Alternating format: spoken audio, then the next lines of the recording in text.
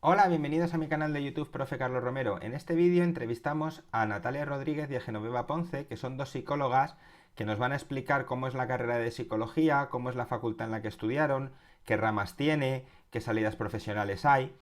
Toda esta información la tenéis detallada en la descripción, así que si queréis saltar al contenido que os interesa directamente, ahí os indico en el minuto en el que está. Espero que os resulte útil y nos vemos en el siguiente. Chao, chao. Muchas gracias, Geno y Natalia, que están con nosotros. Ellas son psicólogas. Y la primera pregunta que os quiero hacer es, Natalia, cuéntame o cuéntanos por qué decidiste estudiar psicología.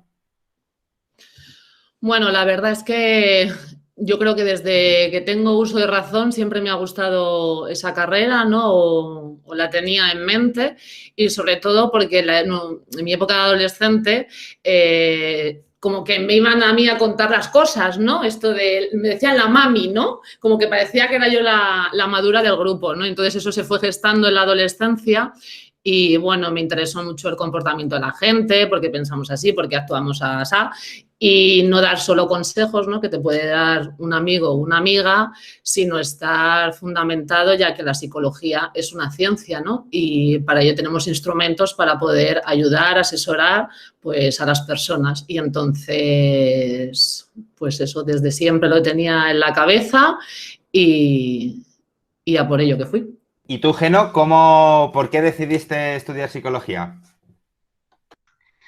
Bueno, yo la verdad es que me siento muy identificada con lo que ha contado Natalia también.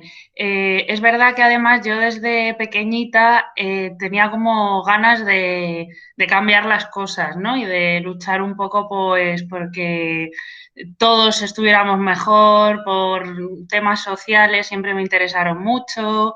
Siempre pues estaba metida en alguna asociación, intentaba relacionarme con distintos colectivos para ayudar, echar un cable con lo que fuera.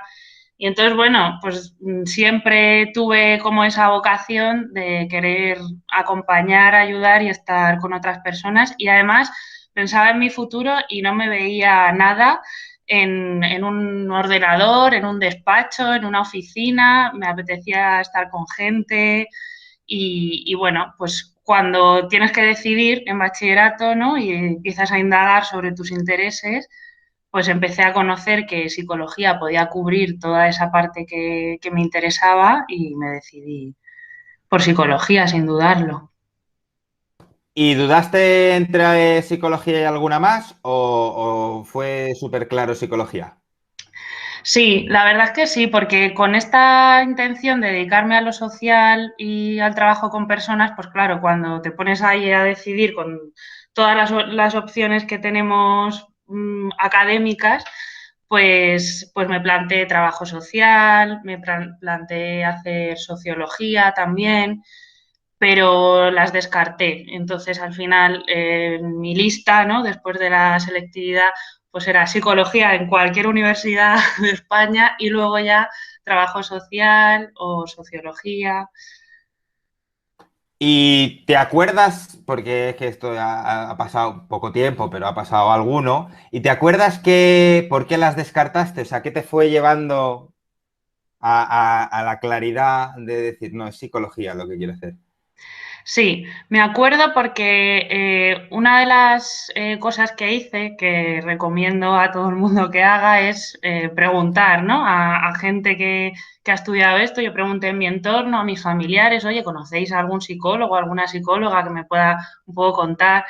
Y es verdad que viendo un poco el plan educativo que había en trabajo social, en sociología y comparándolo con el de psicología, me daba la sensación de que psicología iba a ser un trabajo más de, ¿cómo se dice?, como de campo, ¿no? Como de estar con las personas, no tanto burocrático, de oficina, como puede ser trabajo social, que en muchas ocasiones es mucho papeleo, mucha burocracia, mucha gestión administrativa y menos contacto con las personas. Y entonces, bueno, pues eso me hizo decidirme por psicología.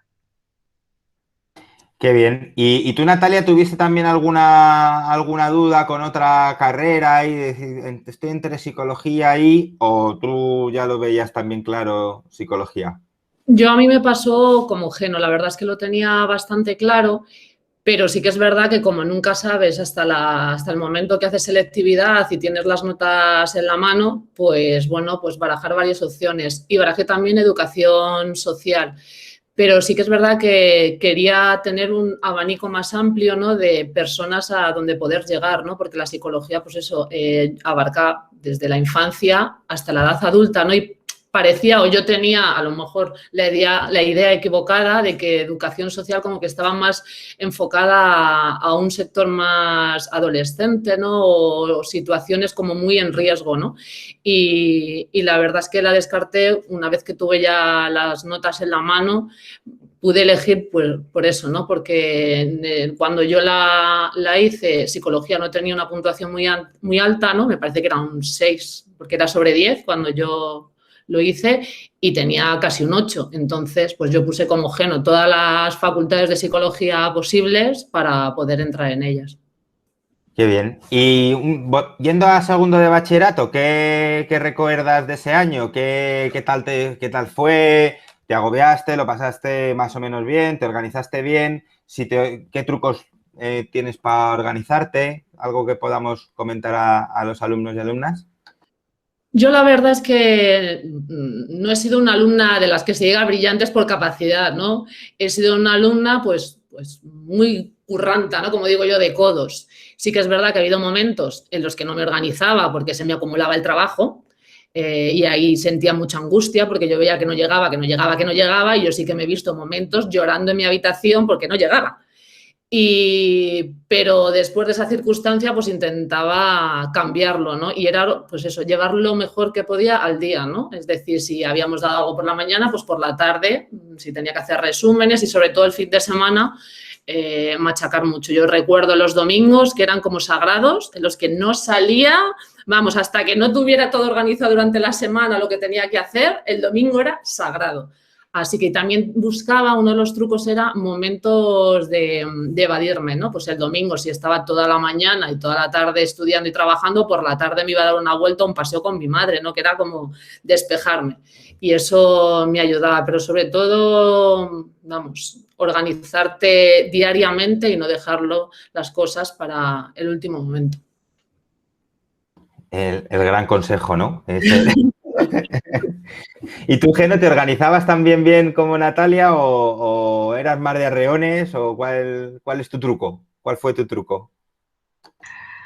Bueno, yo igual he tenido momentos, ¿no? De meterle mucha caña y no dormir y luego de darme cuenta de que así no podía ser, ¿no? Yo creo que por aportar algo más a lo que ha dicho Natalia, que tiene toda la razón, creo que lo que es fundamental además es que podamos hacer un estudio.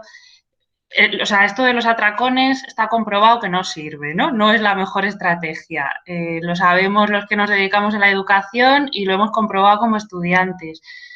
Porque luego pierdes todo ese conocimiento, porque no adquieres el conocimiento de una manera eficaz.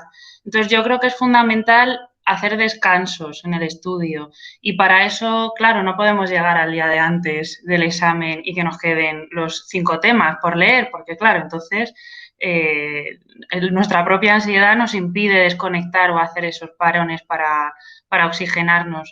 Entonces, yo creo que es fundamental no solo organizarse a largo plazo de cara al examen, sino organizar la tarde de estudio en sí, ¿no? Voy a ponerme a estudiar, tengo 3 horas por delante, ¿cómo voy a organizar esas 3 horas?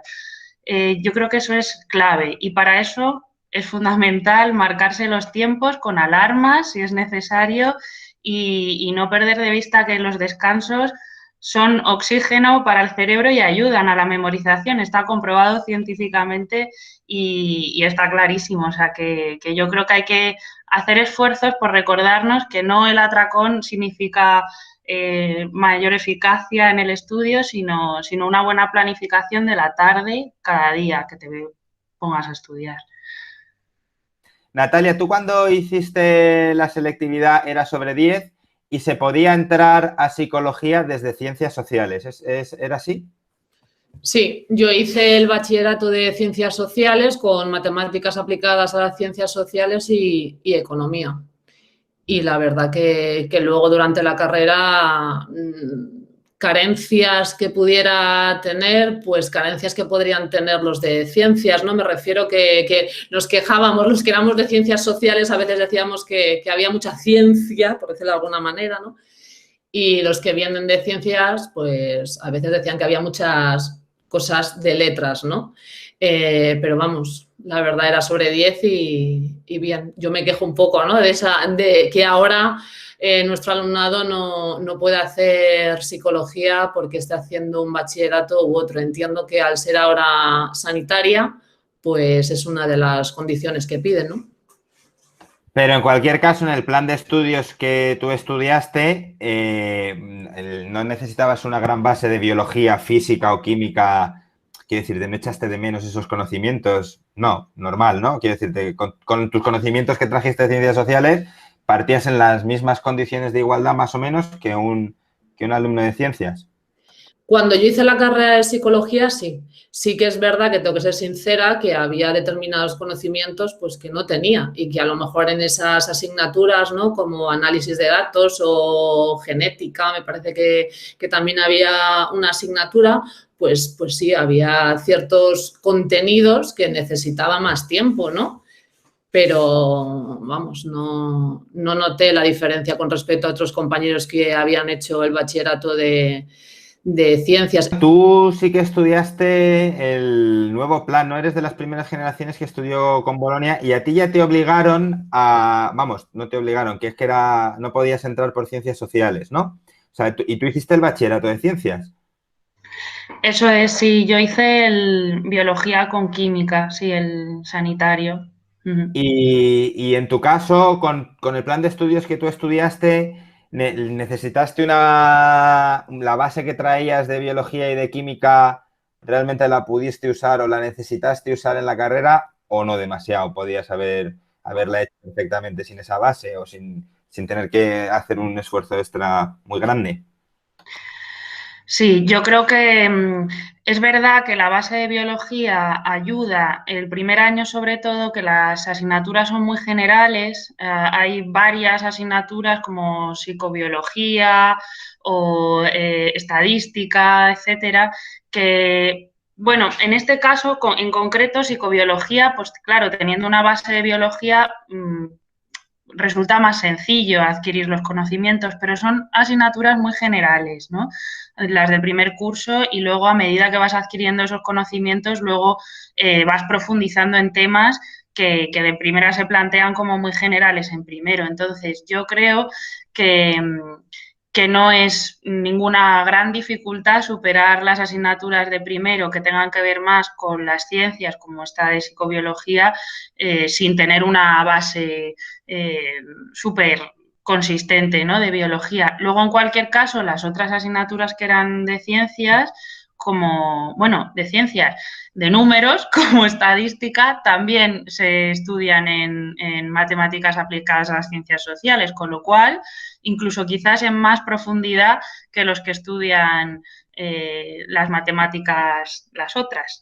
Entonces, creo que no es ninguna dificultad tener una base de biología para hacer psicología, desde luego. Contarnos un poco de la carrera. ¿Cuáles son las ramas que hay en la psicología? Natalia, por favor. Pues mira, cuando yo durante la carrera es verdad que la idea que tenía sobre todo es de psicología clínica, ¿no? Y una vez pues que empiezas a indagar y a buscar información, pues eso está la psicología clínica, la psicología educativa, psicología social y psicología laboral. Son como los 4 grandes pilares o 4 grandes ramas. Pero según van pasando los años o el tiempo, es verdad que como de repente empiezan a salir, yo no sé si denominarlo ramas, si salidas laborales, profesionales, porque hay muchísimas, pero cuando yo la hice sería como las 3 ramas, esas 4 ramas fundamentales, ¿no? Durante la carrera y luego a nivel laboral, que luego se va como un árbol, pues se va abriendo y hay muchas salidas profesionales y laborales, tantas que yo creo que no sabría a veces ni cuáles hay, ni dónde los psicólogos y psicólogas nos podemos llegar a meter, ¿no?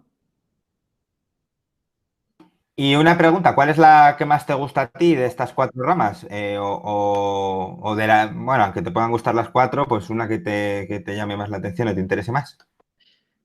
Cuando empecé la carrera, la que más me llamaba la atención era la psicología clínica, pero según iba avanzando la carrera, por diferentes motivos, sobre todo personales, ¿no? Que empecé a relacionarme con gente que trabajaba en la educación, pues empecé a tener el gustillo por la psicología educativa y sobre todo porque yo venía de un colegio donde el departamento de orientación, pues personalmente no conocía, no, bueno, pues no me gustó cómo trabajó, ¿no?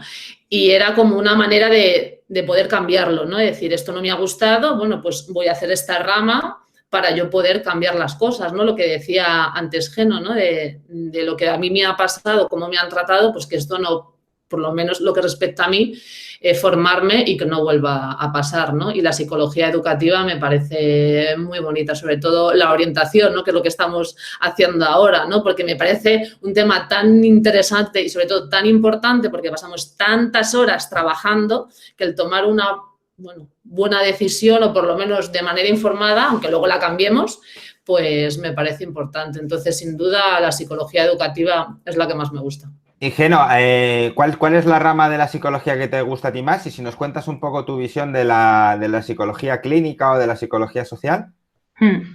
Sí, bueno, yo también me formé en psicología clínica mucho tiempo. Yo cuando empecé la carrera no tenía muy claro todas estas ramificaciones que ha contado Natalia. Sí que tenía claro la psicología que no me gustaba y en la que seguro que no me quería ver, ¿no? Que era la laboral, porque no me llamaba nada la atención. Entonces, cada vez que había una asignatura optativa relacionada con eso, pues eso no. Pero, claro, luego te das cuenta que hay otras muchísimas más opciones, ¿no? Entonces, yo decidí formarme en clínica, cogiendo todas las asignaturas que podía sobre psicología clínica y, bueno, en mi época y ahora también, o sea, continúa así con Bolonia, tú puedes terminar la carrera con una mención en una especialidad determinada en psicología, ¿no? Pues psicóloga, convención en psicología clínica, ¿no? O en psicología educativa.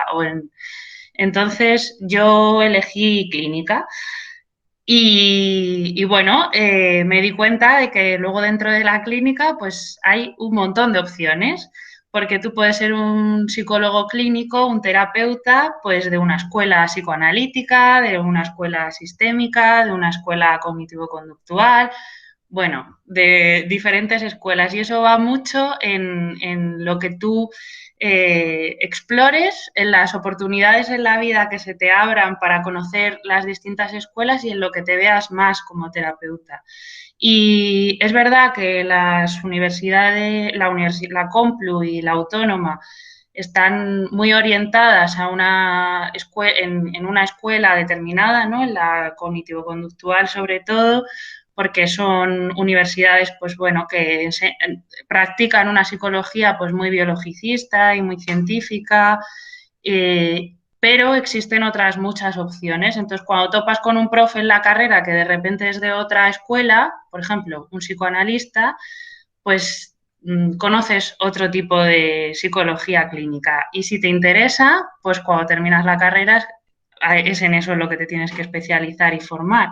Y entonces empieza la segunda parte de la psicología clínica, que es especializarte, ultra especializarte en la escuela que te encaja y a la que quieres dedicar tu labor terapéutica. Y entonces, pues bueno, eso lo puedes seguir haciendo en la universidad, en la Complutense, por ejemplo, o en la Autónoma, o te puedes ir ya a otra universidad o a otros países donde están más desarrolladas otras escuelas. Y bueno, pues yo trabajé mucho tiempo como terapeuta, eh, pero siempre con mucho contacto con lo social. Trabajando a lo mejor, pues eso, en la clínica, o sea, viendo pacientes o familias, pero en fundaciones o asociaciones que daban cobertura a colectivos vulnerables, no tenían bueno, pues eso, que era un programa para atender psicológicamente a estas personas que estaban en riesgo de exclusión social o colectivos que no tenían acceso a otro tipo de sistemas, ¿no? Entonces, pues ahí estaba un poco relacionado las dos cosas, la clínica, lo social, y después, pues más adelante, conocí también la educación y me apetecía mucho probar y bueno, pues la vida es cambiar, así que me formé en educación y ahora trabajo como orientadora con Natalia, o sea que... Una pregunta por aclarar un poco las otras dos ramas, a lo mejor la de psicología social. Yo no sé muy bien exactamente cuál es el objeto de estudio de la psicología social, si no sé si es como procesos psicológicos sociales, ¿no? Pues los pánicos o yo qué sé, ¿no? Y la laboral, que yo creo que la laboral se enfoca más a la gestión de los recursos humanos en las empresas, ¿no? Pero no estoy seguro. Entonces, no sé, Natalia, si me puedes aclarar alguna de las dos. En ese terreno, en el laboral, sí que es verdad que, por ejemplo, en publicidad, en marketing, muchos de los anuncios de grandes marcas, que no voy a hacerles aquí publicidad, no utilizan. Hay psicólogos detrás, ¿no? Evidentemente, ¿no? Entonces, ahí en las empresas, pues, no sé hasta qué punto hay, porque se contratan otros perfiles, pero, por ejemplo, cuando hay bajo rendimiento laboral, debería haber un psicólogo ahí detrás donde analizara la situación de la empresa y por qué hay bajas laborales, por qué no hay un buen rendimiento, etcétera, ¿no? Luego también recursos humanos, cuando hay que entrevistar a alguien y contratarle, pues también debería estar detrás ahí un psicólogo, ¿no? Entonces, eso es a nivel laboral, lo que yo poquito, ya te digo, puedo conocer. Y psicología social, pues a lo mejor lo que te ha dicho Geno, ¿no? Sobre todo a nivel comunitario, ¿no? O en ONGs también se trabaja, ¿no? Es verdad que aunque se dice a nivel social, bueno, pues trabajamos también individual, ¿no? O sea, yo creo que está interrelacionado lo social y lo individual, incluso cuando estamos trabajando en clínica, ¿no? También trabajamos a nivel social porque nos movemos en sociedad. Bueno, y ahora me gustaría así preguntaros un poquillo por vuestros años universitarios, pues qué tal fue la facultad donde estudiasteis, la vidilla, qué recomendaciones le haríais a los estudiantes que el año que viene van a ir a la universidad. Geno, ¿en qué facultad estudiaste tú? Yo estudié en la Complutense, en Somosaguas, y me gustó mucho el ambiente universitario. La verdad es que es la mejor etapa de nuestra vida. Estoy segura de que lo compartís vosotros también. A mí me gustó mucho vincularme a la vidilla universitaria, pues eso, pues meterte en las asociaciones que pueda haber en la facultad.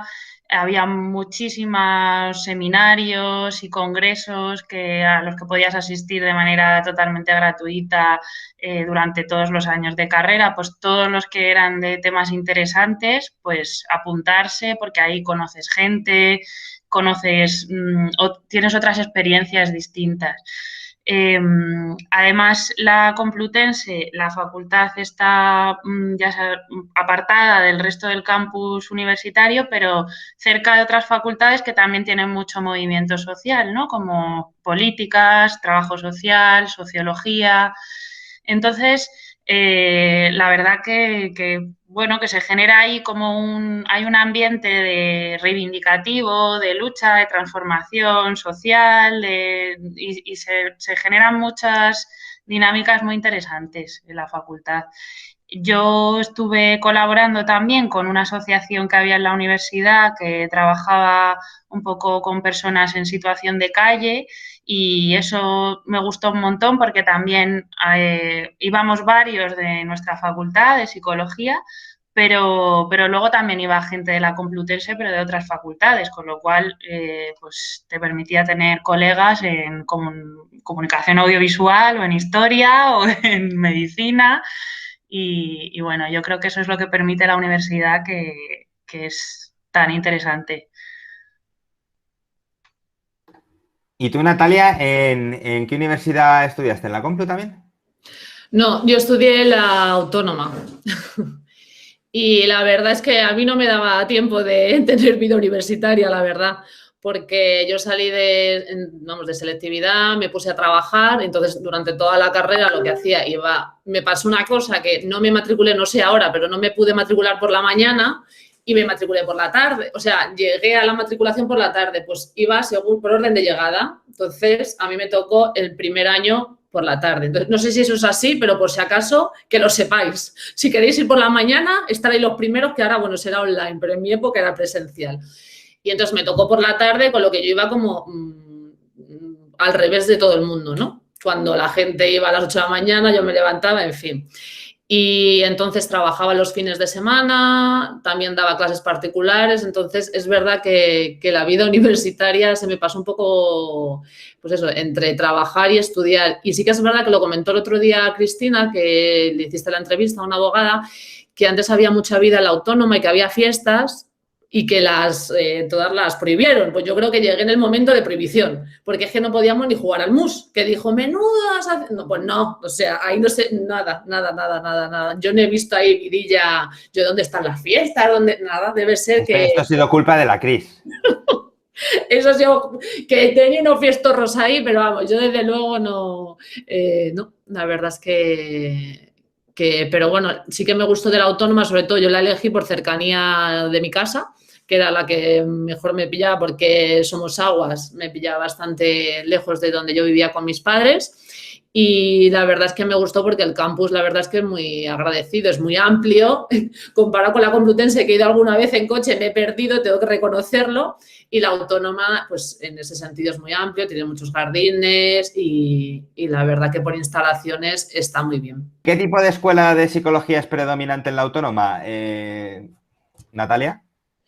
Es igual, la Complutense y la autónoma es igual, es la escuela que predomina es cognitivo-conductual. Sí que es verdad que, comillas, por ejemplo, lo que tengo yo entendido cuando yo estudiaba, sí que tienen una escuela más psicoanalista. Así que aquellos que quieran indagar y buscar información, no sé ahora actualmente cómo será. Y algo que me ha llamado mucho la atención es que el Colegio Oficial de Psicólogos, a pesar de que algunas universidades como la Complutense y la Autónoma, entre comillas, rechazan esa escuela porque la ven muy por encima y como que consideran que a nivel científico pues no está pues, bien contrastada, sí que cuando tú vas al Colegio Oficial de Psicólogos hay muchos cursos y muchas, pues eso, máster, sobre todo cursos, ¿no?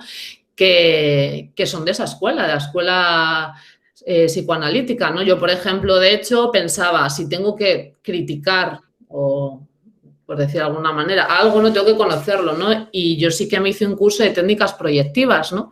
Que más psicoanalítico no puede ser que los test proyectivos, ¿no? Que es valorar el inconsciente a través de dibujos, por ejemplo. Que eso, vamos, no lo ves, vamos, ni de lejos, ni en la Complu, vamos, yo en la autónoma para nada, vamos, lo vi por encima para que indaguen y se informen.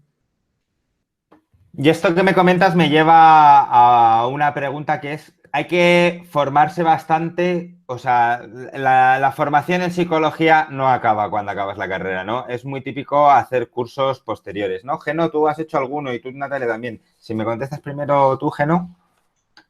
Sí, esto es una formación continua, cogiendo literalmente el sentido de la palabra continua y para siempre, yo creo. Bueno, aparte de que todo aquel que esté interesado en dedicarse a la clínica, actualmente, si no haces un máster habilitante como el que tienen que hacer los abogados o los... me parece que los arquitectos también, si no haces un máster habilitante no puedes ejercer, o sea, partiendo de esa base, que al terminar tienes que hacerte el máster de psicología sanitaria. Aunque te hagas ese máster, vas a tener que seguir formándote sí o sí para profundizar y porque, bueno, pues es muy difícil abarcar el conocimiento del comportamiento humano en su totalidad y tiene muchas mini parcelas, ¿no? Y si me quiero dedicar a la infancia, pues tendré que súper especializarme en la infancia. Y si me quiero dedicar a la discapacidad, pues tendré que centrarme en eso. Entonces, bueno, yo, pues sí, pues tengo, ¿para qué os voy a mentir? 2 o 3 másteres y muchos cursos a la espalda y los que me quedan, seguro. Y tú, Natalia, igual, ¿no? Supongo que también has tenido que hacer mucha formación después de la carrera. Sí, yo creo que no sé si la suerte, creo que sí, que al ser el plan antiguo y yo ser una licenciatura de 5 años, sí que nos convalidaron, tuvimos la suerte de que nos convalidaron como la especialidad clínica, ¿no? En vez de hacer el máster, pues nos convalidaron en sanidad la especialidad de clínica, ¿no? Pero sí, como dice Geno, pues yo he hecho eso en el Colegio Oficial de Psicólogos, un curso de técnicas proyectivas, ¿no? Para, bueno, ver de otra manera cómo podemos valorar a las personas, ¿no? El CAP, ¿no? Que ahora para poder dar clase, bueno, pues no es el CAP, eso es ya antiguo, pero ahora se necesita el máster de formación del profesorado, ¿no? Que la verdad que es durante más tiempo y yo creo que la dedicación que requiere para lo que luego no necesitamos me parece mucho mejor el tiempo que se le dedica y esa formación. Y sobre todo lo que dice Geno es que el mundo está constantemente cambiando, ¿no? Y es ciencia, la psicología es ciencia, así que tenemos que estar constantemente formándonos. Y algo yo lo que he visto a lo largo del tiempo, que es importante que nos especialicemos en algo concreto, porque a veces yo he tenido la sensación durante la orientación, ¿no? Como que parece que sabemos de todo. Y realmente yo llegaba, me preguntaban, sobre todo cuando estaba en infantil, si se hace pis, cuándo empieza el lenguaje, cuándo tengo que quitar esto, el sueño. Y yo decía, madre mía, en algunas veces estaba abrumada de todo lo que se espera de nosotros, ¿no? Por ser psicólogos y psicólogas. Y yo creo que es mejor centrarnos en aquel campo que nos guste, que nos lleve el trabajo, especializarnos. ¿Qué cualidades tiene que tener una persona para ser un buen psicólogo o psicóloga? ¿Natalia? Pues yo creo sobre todo que tenemos que tener mucha empatía, ¿no? Es decir, saber ponernos en el lugar del otro, saber escuchar, que muchas veces, pues lo de escuchar, sí, oímos, pero saber escuchar y bueno, la empatía es fundamental, ¿no? Tener la capacidad de estar constantemente eso, formándonos, ¿no? Yo creo que también es muy importante no quedarnos con los conocimientos que nos pueda dar la carrera, ¿no? Sino que tengamos esa motivación y ese interés por seguir formándonos, ¿no? Y Geno, no sé si quieres añadir alguna característica más. Yo creo que añadiría también a lo que comenta Natalia la capacidad para mirarnos a nosotros mismos también. Nuestra profesión, pues, requiere de ponerse, de exponernos mucho al otro y de volcarnos mucho en el otro, ¿no? Y ser capaces también de revisar nuestra historia, nuestras dificultades, de poder incluso separar a veces las dificultades de los demás de nuestra vida personal y poder porque cuando nosotros estamos bien, pues podemos acompañar a los demás. Si nosotros no nos encontramos bien, pues no podemos hacer ni volcarnos en el otro. Entonces, además de poder empatizar, de poder trabajar esa escucha, de tener habilidades comunicativas, inteligencia emocional, habilidades sociales, además de todo eso, la capacidad y las ganas de revisarnos constantemente a nosotras mismas también. Durante vuestra época universitaria, ¿pedisteis alguna beca? ¿Conseguisteis alguna? ¿Tuvisteis acceso? ¿O cómo fue? ¿Natalia? Sí, yo estuve becada durante toda la universidad, todos los años, y he tenido que llamar a mis padres, que lo sepáis, porque no lo recordaba. He llamado papá, mamá, porque no lo recordaba como hace ya que lo hice.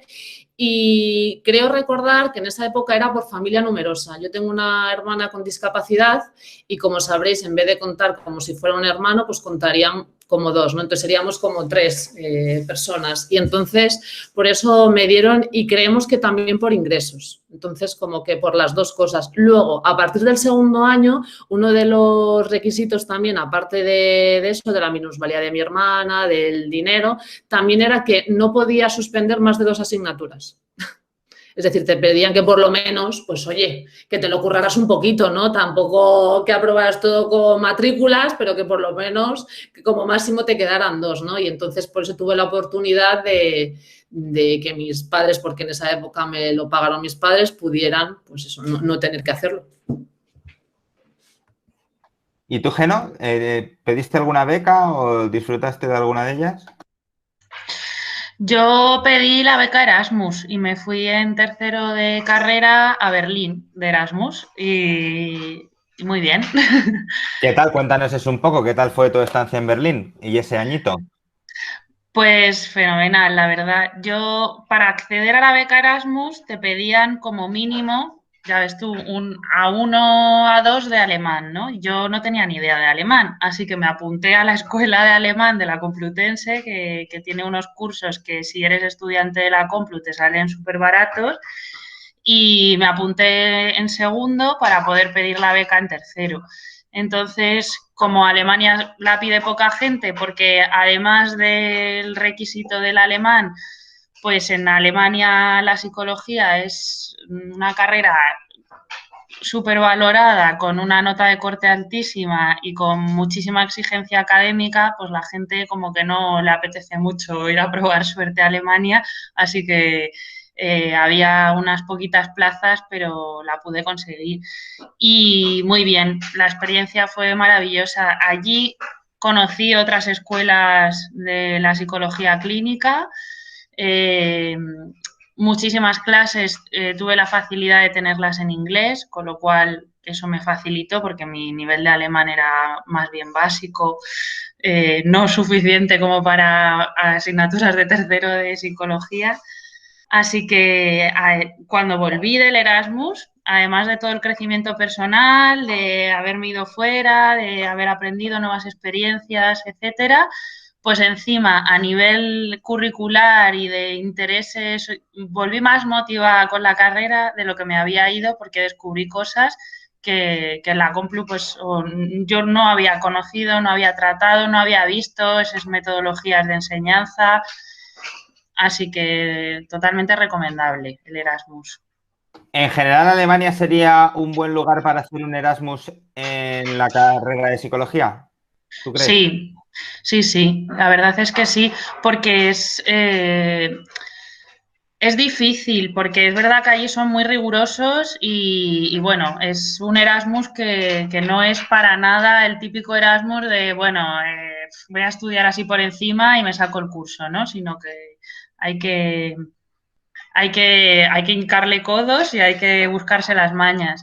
Pero es totalmente recomendable y hay unas universidades allí muy potentes. O sea, que luego, oye, pues tener en el currículum que has estudiado en una de esas universidades en Berlín, pues también es un plus. Bueno, y ahora ya os quería preguntar un poco cómo empezasteis en vuestra carrera profesional, qué primeros trabajos de psicóloga tuvisteis y cómo os habéis ido labrando vuestra carrera. Natalia, porfa. Bueno, pues sobre todo, fundamentalmente, como yo me había especializado en psicología educativa, pues eché currículum donde quería trabajar, que era en los colegios, ¿no? Y tuve la suerte, pues yo terminé, pues eso, en junio y creo recordar que al año siguiente, en Semana Santa, sí que me llamaron para cubrir una baja de maternidad en un departamento de orientación como orientadora, ¿no? Y entonces tuve, pues eso, la orientación de primero y segundo bachillerato, también dando clases de psicología y bueno, y una asignatura que es FOL, que es formación y orientación laboral, ¿no? Que sí que es verdad que, bueno, que esa me costó un poquito porque es verdad que no tenía muchos conocimientos, pero bueno, hay a veces que cuando sales al mundo laboral es lo que te encuentras, no lo que te gustaría, ¿no?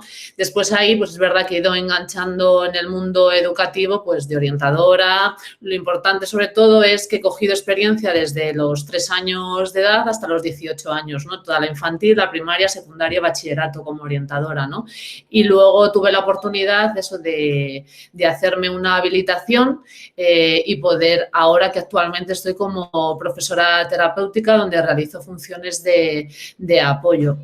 también es verdad que mi inserción en el mundo laboral fue totalmente diferente, ¿no? Que fue pues como dependienta, pero bueno, eso también es verdad que me ha dado un bagaje y la oportunidad de conocer gente, también de, bueno, pues ahí hay un gran estudio, ¿no? De pues la gente que va a comprar, pues oye, pues yo decía, mira, este es digno o digna de estudio, ¿no? Entonces yo hacía ahí mis investigaciones y mis indagaciones, me ayudaba también, ¿no? Pero la verdad es que he tenido mucha suerte. He podido trabajar en siempre lo que he querido y la verdad es que me levanto todas las mañanas muy agradecida porque me gusta mucho.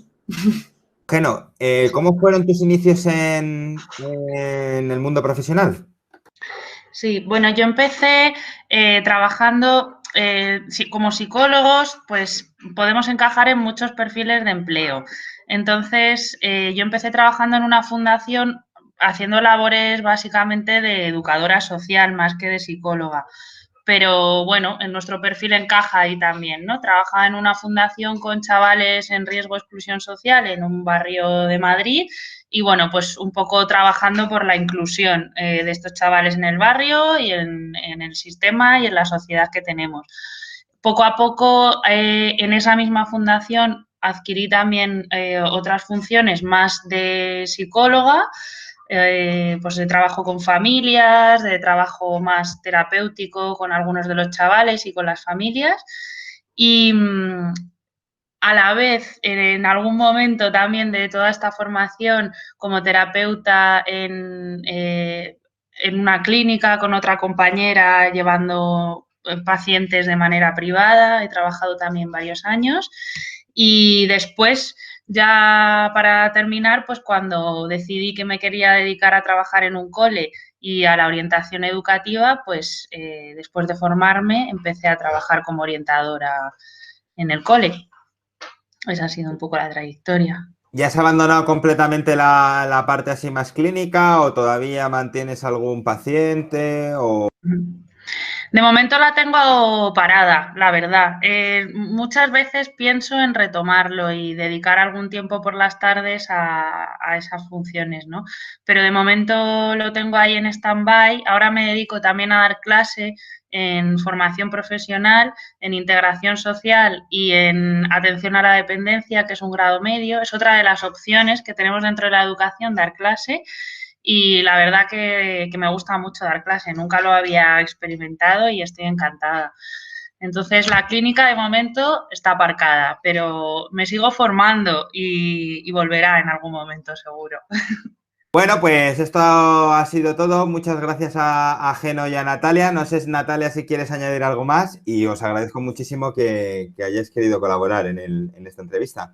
Bueno, pues muchas gracias a ti, Carlos, porque la verdad que es una oportunidad maravillosa para que el alumnado conozca profesiones diferentes, ¿no? Y nada, decirles que no se queden parados, que no se queden quietos, que indaguen, que busquen, que se informen, que aunque si un trabajo no les gusta, pues que intenten cambiar, que estén motivados, ¿no? Que es verdad que vivimos una situación muy difícil, que a nivel laboral, pues bueno, pues está ahí el COVID, la situación, pero que son jóvenes y que tienen un mundo maravilloso por delante, de verdad, que como dice Víctor Coopers, al que sigo mucho, ¿no? Que la mayoría de las personas, por suerte, no tenemos problemas, tenemos circunstancias a resolver y eso es lo que tenemos que hacer, no quejarnos tanto, ir a conseguir lo que queremos. Así que gracias, Carlos. Qué bien, me encanta este final. Muchas gracias, Natalia. Bueno, chicos, gracias. A ti, hasta luego. Pues nada, que muchísimas gracias. Ha sido un placer compartir este ratito con vosotros y pues nada, muy poco que añadir a lo que ha dicho Natalia. Mucha fuerza y seguir caminando a pesar de las dificultades porque hay un mundo por descubrir efectivamente y apenas estáis empezando a caminarlo, así que a construir. Una alumna a través de Instagram me pregunta, ¿cuál creéis que es el valor más importante para ser psicóloga? Que esto lo hemos cubierto un poquito antes. Y otra es, ¿podéis dar algunos consejos sobre cómo ejercitar la paciencia en tiempos de pandemia? Esta es buena, ¿eh? Hostia, esa es buena, ¿eh? Ante una constante rutina en medio de una pandemia, ¿cómo podemos seguir el trantrán este en esta situación tan adversa? ¿Qué nos cuentas, Geno? Venga. Bueno, lo primero es hacer consciente y ser conscientes de que estamos en un momento que nos sitúa a todos a unos límites que nunca jamás nos hemos visto, ¿no? Y que, bueno, eh, es un momento en el que también podemos ver el vaso medio lleno y no medio vacío y pensar que, bueno, que podemos construir algo o crecer de alguna manera. El crecimiento que estamos haciendo, decía el otro día un psiquiatra, que es un crecimiento postraumático, es decir, no es el crecimiento ideal, ¿no? Querríamos hacer un crecimiento personal desde lo bueno, desde una situación favorecedora, ¿no? Sin embargo, estamos haciendo un crecimiento desde una situación totalmente desfavorable. Pero entendiendo que ante la adversidad siempre podemos generar aprendizajes y sabiendo que verdaderamente nuestra libertad radica en cómo queremos enfrentar cada una de las dificultades que se nos presentan en la vida, aunque no podamos salir, aunque no podamos quitarnos la mascarilla, aunque no podamos ver a nuestro colega que está en no sé qué distrito confinado. Al final, la única libertad que no nos van a quitar y que podemos seguir manteniendo es la de elegir cómo nos enfrentamos a esta situación tan difícil. Y al final, pues bueno, si en vez de focalizar nuestras energías ¿no? en la queja, en la rabia, en la insatisfacción por la situación que estamos viviendo, pues intentamos orientar esas energías en observar, pues bueno, que podemos elegir cómo enfrentarnos a esto, que podemos todavía tomar determinadas decisiones, pues bueno, creo que veremos esto de una manera un poco menos difícil, ¿no? Y este sería un poco el consejo que yo podría dar.